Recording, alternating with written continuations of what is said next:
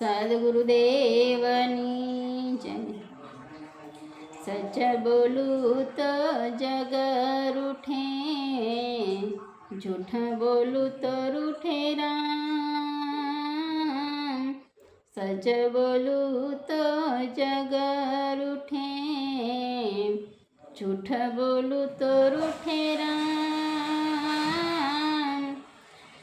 કબીર मन ही मन सोचे, दोनों कठिन है काम कबीरा, दोनों कठिन है काम। કબીર એમની આ વાણીમાં સત્ય અને જૂઠ વિશે સમજાવે છે।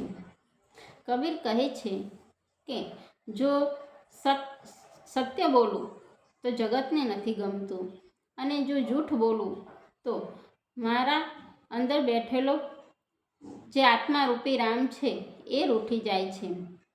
તો કબીર મનમાં અને મનમાં વિચાર કરે છે કે બંને કામ બહુ જ કઠિન છે, બંનેને સાચવવા ખૂબ જ કઠિન છે।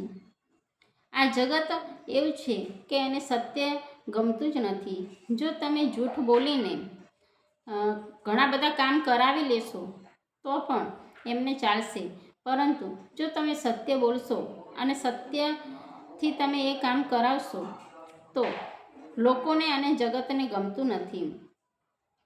તો સત્ય ભક્તિ કંઈક અલગ જ છે, જે કર્મકાંડ રહિત છે, અને જૂઠ બોલીને જે કર્મકાંડ અને કર્મ બંધાય છે તેનાથી આપણે પણ અનેક કર્મોની અંદર બંધાઈ જઈએ છીએ, અને એ કર્મોનું ફળ આપણે ભોગવવું પડે છે।